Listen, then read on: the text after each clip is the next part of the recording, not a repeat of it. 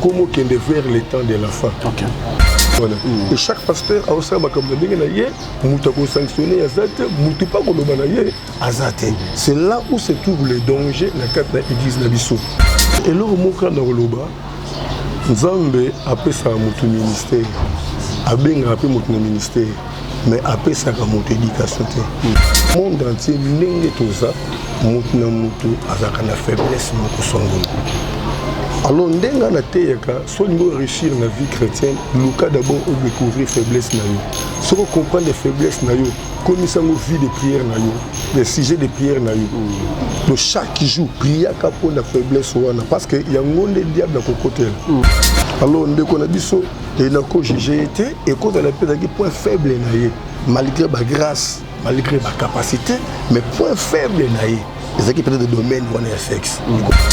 Alors décision ma classe c'est mata et bandaki mbala boko brouté ti na parquet na badine et bandaka na soupçon et baniko panzana c'était le moment où ndeko na biso peut-être il fallait qu'il ami kitisa makasi na niveau ya famille wana pour ayeba ko boma moto tango zaki na luke et pas ces makasi d'abord na ndeko wana si c'est mon corps Afrique Info avec Franck Semaï qui est en Dankala.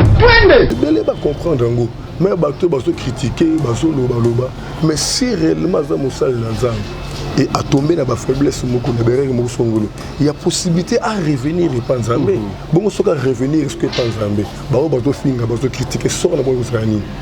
Et na zone la mingi pour na ba chrétien où le diable a ciblé biso. À ce point faible de biso.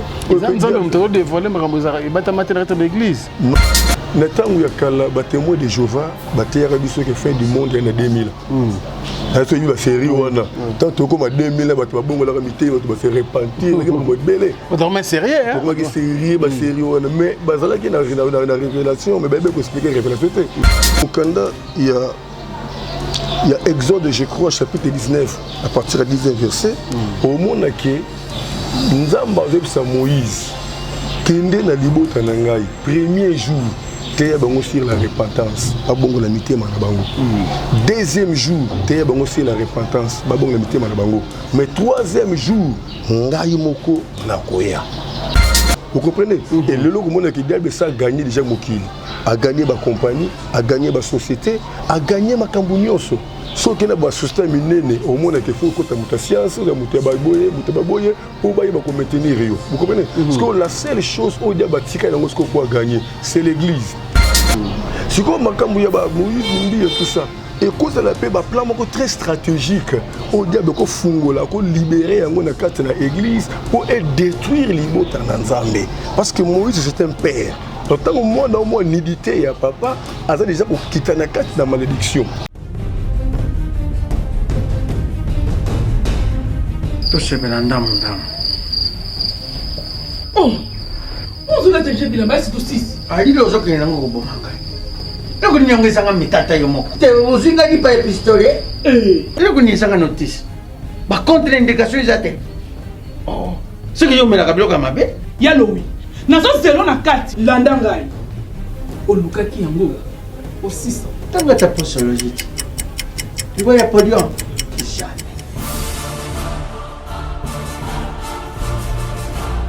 Avec ici, non, pas quand on m'a attaqué na soko na kabila, mais ya quand on m'a attaqué. Et yo moko vraiment. Hein? Ah, solution de Jésus Amat. Solution yango. Maxi Bio Café, ndeni ni ressources. Maxi Bio Café, ezo sala makambo ebele na nzoto ya moto. Fungola nga mémoire. C'est notre traité faiblesse sexuelle, hémorroïde. OK. Solution la soir.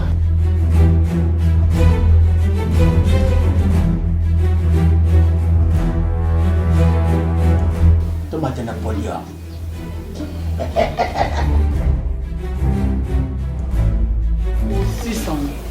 bongo kokate tono talo kutu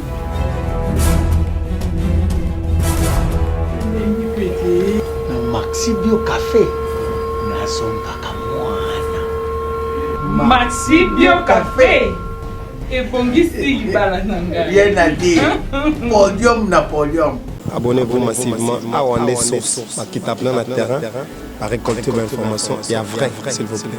Donc, Total Afrique Info, Info Afrique Bimaka. Info Afrique Bimaka. Bana King, Bana Dar es Salaam, Bana Poto, Bana Mokil Mobimba, Site FM Moko, Afrique Info avec Franck Semaï, Kiandankala, Twende.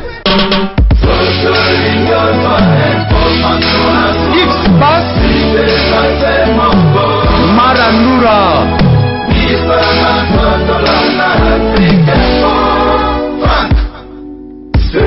Mesdames et messieurs, merci de votre confiance et fidélité chaque fois renouvelée sur Africa Info. Très heureux de vous compter parmi des milliers d'internautes branchés à ces instants. Voilà, nous allons recevoir un homme dédié aujourd'hui, le pasteur Ernest Mbungu, qui est venu nous voir. Mais il y a des gens qui ont collé dans la chemise, parce que c'est à la mode, le pasteur a collé la journaliste de Banzoto, et c'est déplorable, toujours mais un peu condamné Bilo Corona. Et puis, mais c'est ça condoléances à mon frère Alvin Béa, qui vient de perdre sa maman biologique. On est ensemble, frérot. Après cette émission, nous serons ensemble. Donc, courage à toi, Alvin Béa, notre frère. Bandeko Boibi, Alvin Béa, vous avez contact naïe, mais quand même peu comme elle a bungisi maman naïe, Lelo, Natongo. Donc, Zali, ça on y a passé. On a annoncé Bino. Et comme je suis avec le pasteur Ernest, je pense à Zapen Ndeko ou Moussa Lanzamba, le beaucoup plus Pandeko Nabiso. Pasteur Ernest, bonjour. Oui, bonjour, bonjour Ndeko Franck. Bonne santé, Moussa Lanzamba. Oui, Nzamba Zusunga, tout ça bien. Nabana Nosa Sangamawa, Elvin Béa, Bungisi Maman Nae. Oui, on a souhaité mes condoléances. Et puis, nous avons pas nayo, naye bakiangote. Et Nzamba Bondi Samote Manaye, je crois que c'est là, il y a Batunyoso. Et tous ensemble, naye. Et pour les Kamalam. Nous avons beaucoup de fil belé concernant yo. Na émission de ça qui la fois passée. Bandeko enregistré après l'émission. Oui, après l'émission, ils ont bandeko belé babenga kingaité. OK. Bon, mutu azana ba ndenge na ye a comprendre makambo. Ya malamu ezali ka que dans le presque bandeko no so ba apprécier ki pe belé ba savoir ki ba contact pe mingi pe tout ce na ba contact là bas. OK. En tout cas, merci beaucoup pasteur. On a partagé dans l'émission pour la deuxième fois. Et c'est ngweza ko za nous na plateau lelo parce que ngato so l'impi makambo yo ezo concerné église na yo oyo kambaka.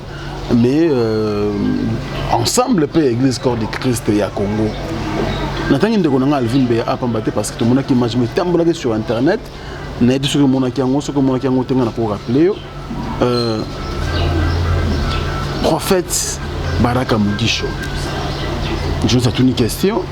Mais tout le monde prophète Assili qui a sauté sur les journalistes, a collé la Bilamba. Réaction modèle ou en tant que Moussa dans Zambie. Yoko Lobanini, pasteur Ernest. Oui, na monaki ba image là. Et en réalité, ils allaient ba réaction moko oyeku jamais ko manifester na Moussa dans Zambie. Et quant à moi, ils appellent par rapport à Komesana Mingi. Komesana entre Bango ba Messani. Le journaliste na pasteur ba Messani. Pasteur ba Messani. Ah mais il faut laisser un Alvin quand même. Non, na Messani Alvin, mais il y a des limites. Il y a des barrières. Parce que au Bible, sur le Galates chapitre 1 disent si je plaire aux hommes, je ne serai pas un serviteur de Dieu. De Moussa Lanzambe, à cause de l'eau, comme on dit, c'est pelé sa monte, toi, c'est pelé sa bateau. De Moussa Lanzambe, nous sommes à cause de ça. C'est Aluka toujours, et ça la pour la gloire à Zambie. Vous comprenez?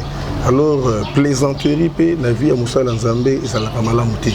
Plaisanterie, sentiment, blague, pour nous distraire, bateau, qu'on s'appelle ça bateau. Non, non, il y a vraiment d'unité dans Moussa Lanzambe. Alors nous ne sommes pas là pour juger, nous sommes dans le caractère naïe, mais sauf que nous qui parce que dans la mission Alvin toujours le prophète Mugisho. Donc voilà moi théâtre moi moi comme message wana laissez-les que ba combattre na niveau wana. Potonga na ye awa na kutio au niveau de l'émission mususu. Au moment où le pasteur Vanda Awa, tout ça, excusez 36 minutes et tout ça. Vous allez reconnaître que vous allez pasteur, vous allez gérer le boy. Donc c'est comme ça. Donc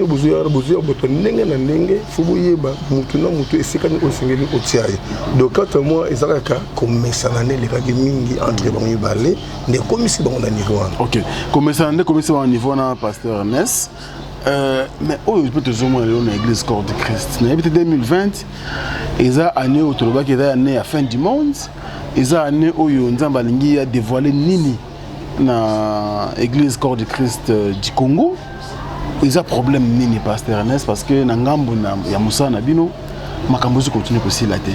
Alors question nga tuna yo pourquoi boza ko se manifester te bino ba pasteur parce que moko ya bino azana justice tout le monde ango et na ba musicien même ya mokili. Ceux qui ont un problème, on a marché au salama, boyer, comédien, tout le monde a un problème, au monde a un téléma. Mais pourquoi c'est très rare na bino ba pasteur, ceux qui m'inga azana tango a passé, beauté tel que ma justice, où ils ont le pasteur Moïse Mbiye. Silence des morts et silence radio. Je crois la fois passée dans l'Obaka que l'église des réveils est à bon côté. L'église des réveils est à unité. D'abord, il y a le président des églises des réveils. Et belé. Vous comprenez? Le président des églises des réveils a même un mot à dire dans la carte de l'église des réveils. Donc il y a vraiment. Bon, et ça, déjà, tout le monde qui m'a camboé. Vous avez déjà mabé? Le qui déjà mabé. Nous avons pour les dans le but que l'église de réveil qui institution de RSC. RSC, église de réveil au Congo. Tant que zo kamama et pas il y a papa nabiso l'évêque général, l'évêque 15 ans. Alors RSC, église de réveil au Congo, et c'est l'institution où ils ont géré ma plateforme. Ma plateforme est l'association où ils sont ici, l'église. Vous comprenez? Mais nous, ce sont les gérer la RSC. Mais les lots, tu connais comment la RSC a bandu P. Côté la plateforme de sous. RSC, à l'église, il y a RSC. Bisoko na CPC, l'église il y a CPC. Kuna les mirgues, l'église il y a les mirgues. Donc on sentit que nous comme une plateforme, na plateforme. Alors chaque plateforme a aussi la makamuna ndenge na ye. Et puis comme une institution moko sur ce botama qui au conseil des églises de réveil et charismatique au Congo. Parce qu'au lieu que yango est géré na RSC, mais yango les sous sur la plateforme où est s'adhérer. Na au conseil voilà. Comme groupe na groupe na groupe. La plateforme est s'adhérer. Donc il y a quand même moi du désordre de côté. Et chaque pasteur a aussi un sanctionné c'est là où se trouve le danger dans l'église Nabiso. Vous comprenez? On a vu combat ma casse l'église, les voisins mélanger biso na carte l'église, tous semble la boue moi si il y a quoi le pan voisin à côté de la carte l'église en pleine kilt ça va dire au finga pe ko ganga abimi pe akei na 5h mobile na ya finga gangi ba kepe na la police ba fundi biso que tout soit disait que toujours dérangé tout que dans la police pour expliquer ba fait ningi zalaki ba moni que eza normalité na butu ba boaki mabanga likolo ya batole ba boaki pe na mabanga likolo ya batole toboki batole panzani ba policier ba sali constat. Et tout le monde est fait de continuer. Tu dis non? Tout le monde est na parquet, tout le monde est continué na parquet. Tu peux na parquet, babengi singa expliquer, babengi singa expliquer, témoin témoigner. Donc et là qui c'est que tout ça na raison na biso à 100%. Si ma biso moko to se retirer na dossier wana. Tu dis nzambe ndé à gérer. Maintenant la image mo sta la qui se moyo kamawa.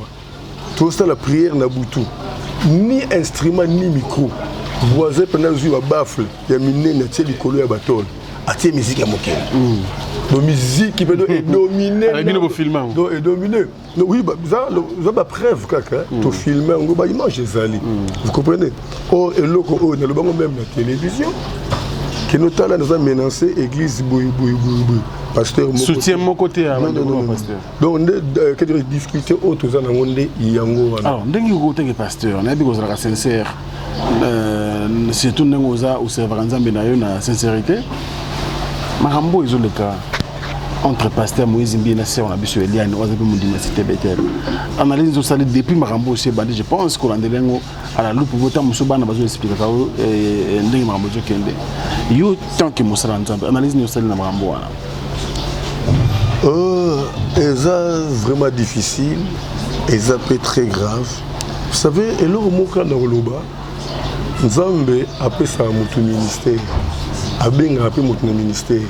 mais après ça comme éducation éducation mutabota makanango mutakola kanango vous comprenez et le comme tout ya ezake na monde entier ndenge toza mutu na mutu azaka na faiblesse moko songolo alors ndenga na teyaka so lingo réussir na vie chrétienne luka d'abord au découvrir faiblesse na yo so comprendre les faiblesses na yo comme ça nous vie de prière na yo les sujets de prière na yo de chaque jour prier pour la faiblesse wana parce que y a ngonde diable ko côté muto ko ça oté ce qui déjà faiblesse na yo ezali ke omela kalikaya bate yo bondeli pona yo ko vide décision otiki likaya yebete combat nyoso ya Satan et comme on doit nzela likaya pour aider déjà semence et prendre 4 na yo vous comprenez alors ndeko na biso et na ko GGT et cause de la pédagogie point faible na ye malgré ma grâce malgré ma capacité mais point faible na ye les équipes peut-être de domaine on est sexe vous comprenez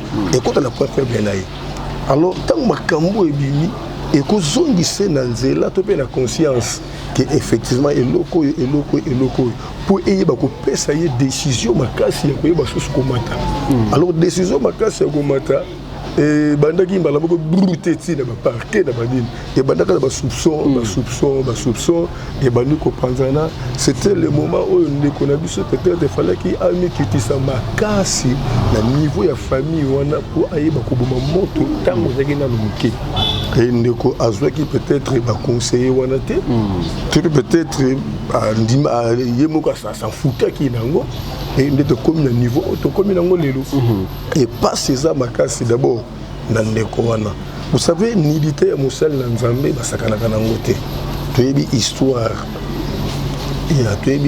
ya Noé toyebi conséquence nini oyo ekomelaki mwana oyo amonaki nidité ya papa na ye et même qui malédiction de génération en génération alors Moïse donc moi si on n'a pas ça pour dire que ndeko Moïse azape papa na mabota ebele aza papa l'église on veut kokamba alors bana bazomona nidité na ye o ba comme par accident donc ça la pardonnable bon o bazomona ngo ba ndi pe ko beta maso nango mais c'est déjà une malédiction pour eux alors bato ebele ba comprendre ngo mais bato bazo critiquer bazo loba mais si réellement za mosal na nzambe et à tomber dans la faiblesse il y a possibilité à revenir et pas Nzambe bon soka revenir ce que pas Nzambe ba ba to finga ba to critiquer sort na bon osani pour mututu na ba faiblesse na ye tu bi histoire il y a Pierre a wangana qui Jésus-Christ c'est 3 fois mais tant on reconnaître à qui mango pour se repentir mais après repentance Jésus récupéra et peut utiliser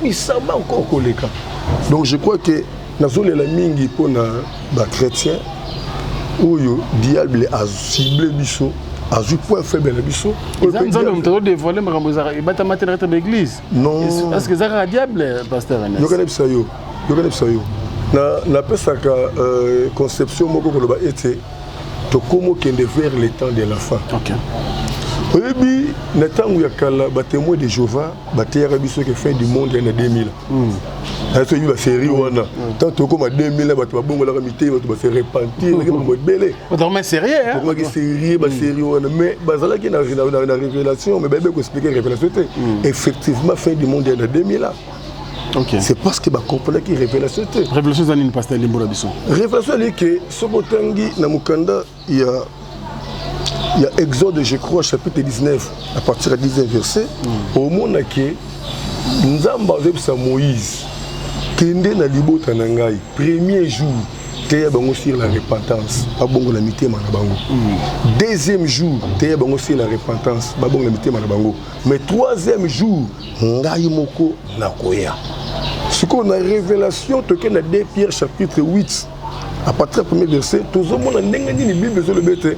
À notre Dieu, un jour est égal à 1000 ans et les 1000 ans sont comme un jour. Donc pour dire que premier jour, nous avons le premier millénaire, deuxième jour, le deuxième millénaire, et le troisième millénaire, il y a beaucoup de Zambakoya. Et les lots, tous vivent quand il y a 2 jours. Ok, 3 jours nzamba koya. Ce que la Bible te dit avant nzamba ya, tu as la tribulation, que dirais-je, tu as la tribulation, tu as la persécution, tu as l'enlèvement. Donc nous sommes les amis qui sont les 2 jours. Parce que le 3e jour nzamba akoya. Et bah signe belé oh Jésus que ça la kaki biso. Oh tu remarquer yango. Et quand c'est biso l'état de la fin, bah signe yango dali kokoki sama. Et le coup la diable a dit que effectivement à comment que le vers de la fin a multiplié ben fort na yé pour aller ba peupler kanaye. Vous comprenez? Et le logo monde qui diable ça a gagné déjà mokili, a gagné ma compagnie, a gagné ma société, a gagné ma cambonioso. So que na ba société minene au monde qui faut côté muta science, muta baboye pour ba ba maintenir rio. Vous comprenez? Parce que la seule chose au diable tika na ngosko quoi gagner, c'est l'église. À côté ce qu'on a quatre l'église. Abatami na kati na vie ya basali na Nzambe ndomone ba prophète le côté ba komi ba délivrance le côté ba komi comme ça bato biloko na banzoto ko tongola bato eza misala o satana côté si na kati na église pour ayeba ko gagner siko libota na Nzambe parce que tana ye ekomi OK siko makambu ya ba Moïse mbi et tout ça et cause la paix ba plan moko très stratégique au diable ko fungola ko libérer yango na kati na église pour détruire libota na Nzambe parce que Moïse c'est un père. Donc, tant que moi, dans mon nidité, il y a papa, il a déjà quitté la malédiction. Vous comprenez? Parce que moi, il y a Noé, tant que mon nidité, il y a bête à l'issolo. Et il y a gangeli, qui est là-bas, bazongi na marche en arrière, fini qui nidité à parents, mon athée, le qui était contre la malédiction. Alors, bateau, bazoyo comme solo, image, ils ont publié partout. Et belé, comme par accident. Et balongo liango mo la sauver mais au bazo mo nango et comme ko moi sujet mo ya mokiri ya ko là tout ça vous savez que diable va profiter de ce makambo wana c'est la destruction totale c'est vraiment la destruction totale donc c'est les chrétiens ba très prudent na makambo wana parce que si réellement Moïse a dit Moussa Nzambe parce que to yebi a fait confirmation que son père est vraiment un serviteur de Dieu. Papa na apôtre Mbi ya mutonyo so yebi kaza serviteur de Dieu. Or que Moïse a botamine Kodim. A botamine Kodim a kola Nzambe et c'est un grand prédicateur, un grand chanteur. Et cause là par rapport à circonstances, par rapport à conjoncture, par rapport à métier naïe tout ça, ata simba ki bisimba sim otoko fingelelo. Mais ce que c'est le Nzambe kat naïe pour dire que akui ko se repentir un jour. Aso na droit chemin. Bon ce que bateau ba koti na kati na ba makambuno so ba otika la wapi. Pour na bateau bazolo ba na moment où comme pasteur fa vendre nano. Atika no cher. Atiana noté bande ko musuku basa ibele quand même na grâce à Nzambe bazo relève yozo ko kanisa ndenge parce que vous pas na église. Bon en réalité ndeko nangai Franck toi na deux jugements. Toi le jugement ya mokili o batu bazomo na selo bango na misu na bango ya bomoto mais toi pe na jugement ya Nzambe. OK. Vous comprenez? Et na nyonso wana batu bayebi secret ya Nzambe te batu bayebi pe volonté ya Nzambe te. Vous comprenez? Alors et quant à moi, et que vous avez signe moko ya ko respecter bateau zokamba. Parce que na moment où kombono etanga mana mabe et yo liboso ya bateau susu ozoloba et alors la confusion moko songolo. Et na kosenga bolimbisi na yoka ki c'est comme si ndeko na biso Michel Baken. Oh yé pe kombono la senga ki bolimbisi. Et paraît que a senga ki bolimbisi. Kuto yé moko a senga ki bolimbisi pe a senga ki ke a se retirer quand même na scène. Mais bateau ba boya se retirer na scène. Ba ndimi mbala moko bolimbisi na yé. Car la Bible déclare l'humilité précède la gloire. Et l'orgueil précède la chute. Vous comprenez? Donc, quant à moi, conseil, ils allaient peut-être s'excuser d'abord. Les bossons dans l'église, na bana oyo azokamba, pe asenga moi tamoko ya congé par rapport à ba économie sur les cas. Et ce que nous sommes ici, à quoi révéler sur le cas comme ça en Zambie, je crois que et cause à malamu mingi. Collègue malamu côté ya, côté la prédication, la prédiction et ça même pour préparer mes thèmes, bah toi zoki wana. Et cause à la paix sabotage, et cause à la paix orgueil. Donc quant à moi, c'est quand même une bonne voie qu'on a voix wana. Il y a qu'à s'excuser les bossons d'abord aux okamba, puis comme il y a un silence. Qui va ndeko penda bakuti pasteur Boatei Moïse ndiye penda vandi et non c'est non qui va vendre ici il moko na conscience na yeko respecter les boto zokamba azui matamoko ya silence et ko permettre ya kota pena babondeli na ba retraite na personnellement je crois que en tout cas tant que zonga nzamba kotomboler davantage. Très bien. Alors pasteur, on a un conseil mo malamu, je crois bande ko ba tela biso ba sepe nango et même bande ko ba entour peut-être le pasteur Moïse Mbiye ba ko sepe nango. Et bon ce qu'on a quand il y a Eliane, yo sera ko la papa ko arriver à l'église na yo commander wana et salama pour na sœur na biso ko lo banini. Au moins à sali démarche mo malamu ko dénoncer biloko ezelo kana l'église. Pour la ndeko na biso Eliane, eloko senge to yeba asali un moitié na ndeko Moïse Mbiye, asali 2 moitié, asali bambula. Et bambula nyonso wana a dénoncé quitté. Aye ko dénoncer cette fois-ci. Est-ce que ça par intuition, il y a Saint-Esprit, tout et ça par rapport il y a kumura kutani nango. C'est là où se trouve le problème. Mais si vraiment ezaki moyen moko ya ko ça la repentance na ye, je crois que ce n'était pas la bonne voie. OK. Ce n'était pas la bonne voie. Parce que fallait continuer au bon moment. Non, c'est la question que bomba té. Bible et biso dans Matthieu chapitre 18 verset 15 à 17. Ce qu'on remarquait ma benandeko, on récolte ma benandeko, OK, na yebo so le binu mibale. Alors il fallait d'abord akende pande ko Moïse, que non en tout cas conscience nangai et kanginga. Na zoka sous ko continuer à yoté. Il faut na abandonner tala.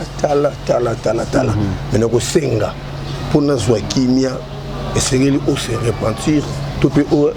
Il peut avoir conscience pour ce que ça va bande comme sous bande comme la sauver. Vous comprenez? Ce qui va yokani bien et il y a une grande possibilité il y a que Lucas soit papa ya Moïse Mbiye soit ancien ya kat na église tout ba o ya monique bazali colon ya Moïse parce que Moïse azamwana na liboso na il y a des papas et ça fonction ba pesi à diriger l'église de l'STBT. Il était mutabanda ko ba banda liboso ne bazali ebele bazati wana lelo ba diacre bazaba kolona ye et puis azana bato ba ko lobele pe ayoki. Alors fallait qu'il conscience wana et ça la carte na Eliane à l'entourage wana cerclage wana à te répondre devant bango et bango ba nini o bango ba ko sala pour te ye à sauver. Mais ko sala repentance wana na voie publique ko dénoncer na voie publique. Je crois que ce n'était pas vraiment une bonne manière.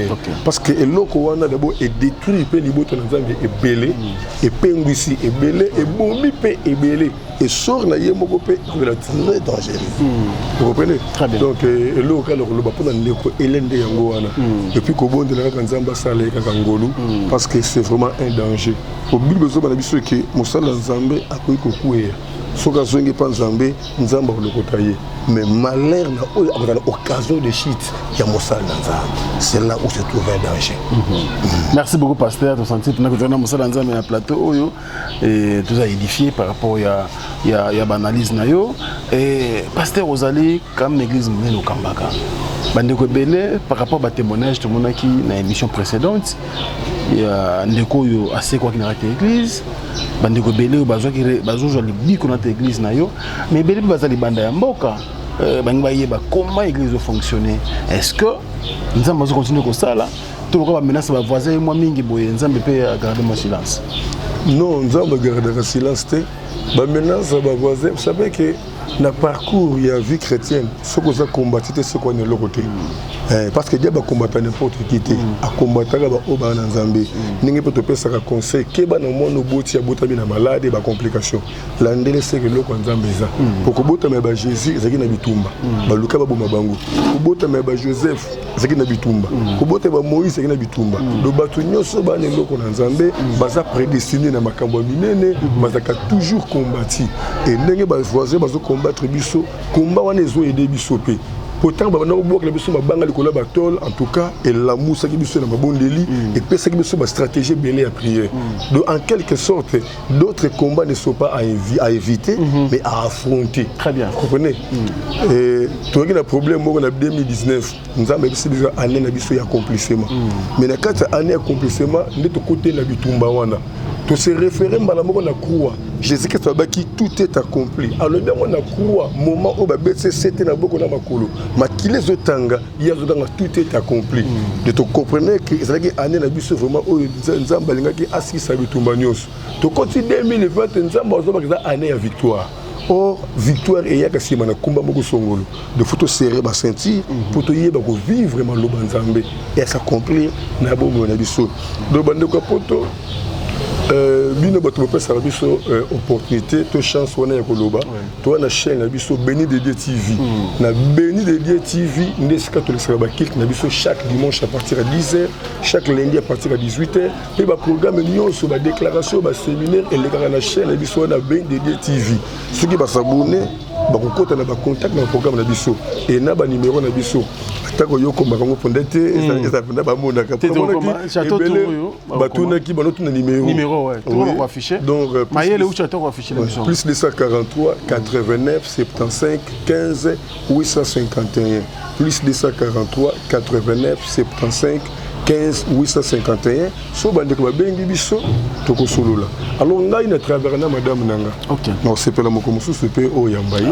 prophétesse Esther Mungu nous avons la grâce pour biso oui nzamba loba nanga ke na sangisi bino ka lokola mwasi na mobilité mais na sangisi bino pe lokola basani na ngai pour la délivrance libota nanga donc ceux qui ne ko bengi biso à partir ya poto ana sujet moko likamo to déranger et belé bazona malade bana bandoki on belé le biso de voir un sujet to koti mabondeli na mama et na quatre mabondeli nzamba ko révéler biso ba choses cachées ya ba sujet wana à partir de ba choses cachées ndeto ko pesa suko bande ko na programme tant nzamba le bi boye pour na sujet na bino en tout cas faut tout ça la programme prière boye et na quatre ba prière et belé bazo témoigner et belé peut tout cas na ba contact na bango ya libela et belé pe ba koma ko semble na Béni de Dieu mais bazan étranger donc ba koma na ba membre pour na fidèle ya Béni de Dieu mais bazan étranger et c'est comme ça que Nzamba lobaki Béni de Dieu ekotambola partout tout ça déjà na Pointe Noire et son Nzamba swingi et la première semaine du mois de mars nous allons à Gabon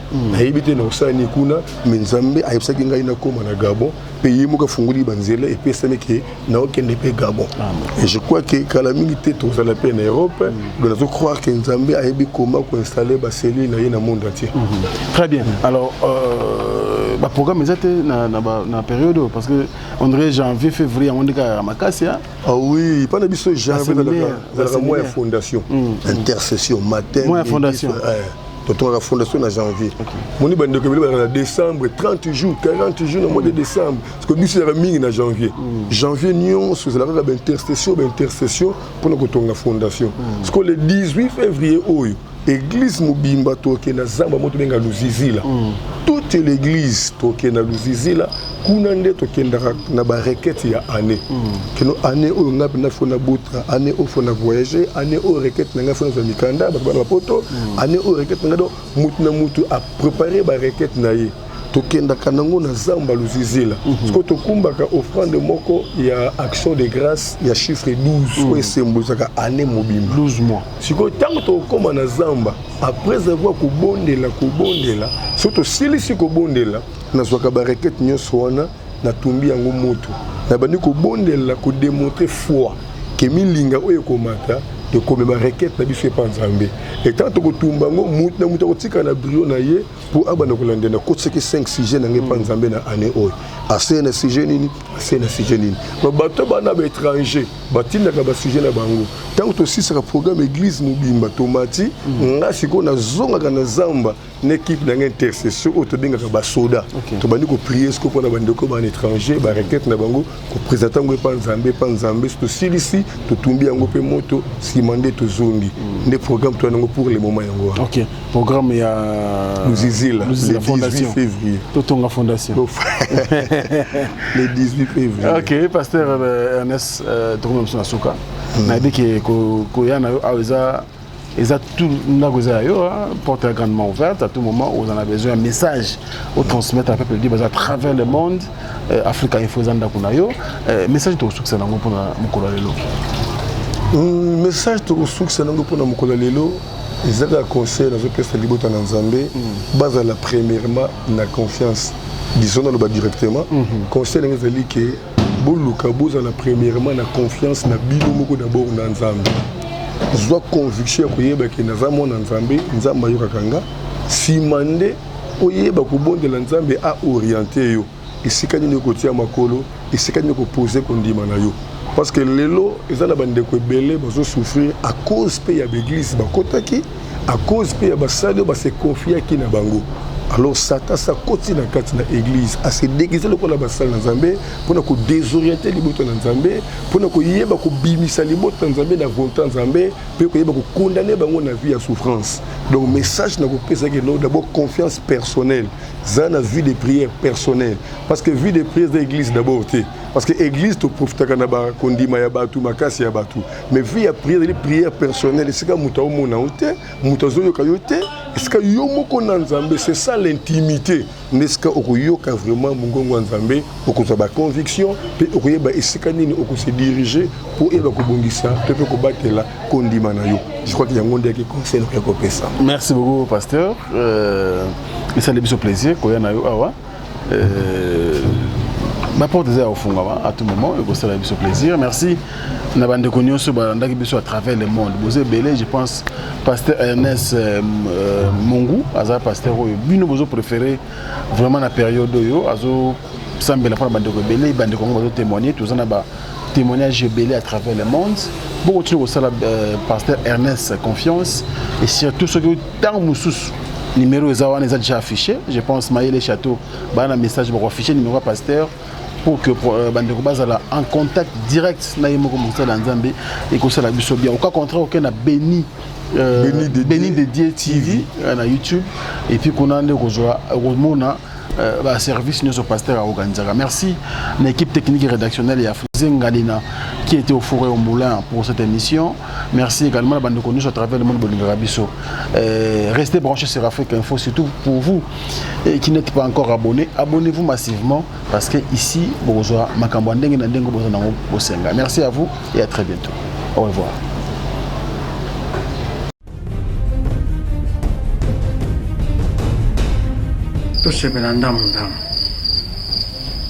Oh, on se l'a déjà bien, mais c'est aussi. Ali lozo kena ngo bomanga.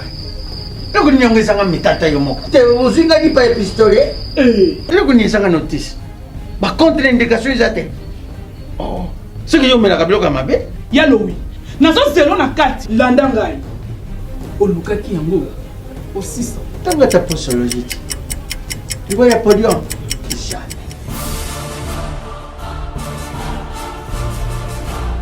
Avec ici, non, pas quand on m'a attaqué na sukura kabila mbaya quand on m'a kana. Ayo moko vraiment. Hein? Ah, solution de Jésus Amat. Solution yango. Maxibio café, ndeni ni ressources. Maxibio café, ezo sala makambo ebele na nzoto ya moto. Fungola nga mémoire. D'un autre côté, faiblesse sexuelle, hémorroïde. OK. Raison baka. Solution la soir.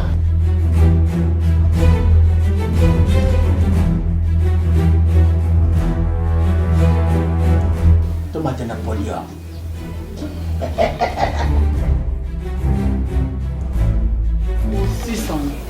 Bongo kokate. Tono talo kutu.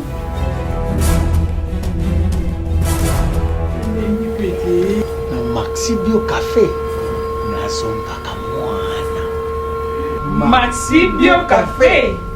Et bongisi libala nanga. Bien à dire.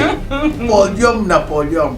Abonnez-vous massivement à Wandé Source, qui tape dans le terrain, à récolter vos informations et à vrai, s'il vous plaît. Donc, Total Afrique Info, Info Afrique Bimaka, Info Afrique Bimaka. Bana King, Bana Dar es Salaam, Bana Poto, Bana Mokil Mobimba, CTF Moko, Afrique Info avec Franck Semai, qui en Dankala, Twende.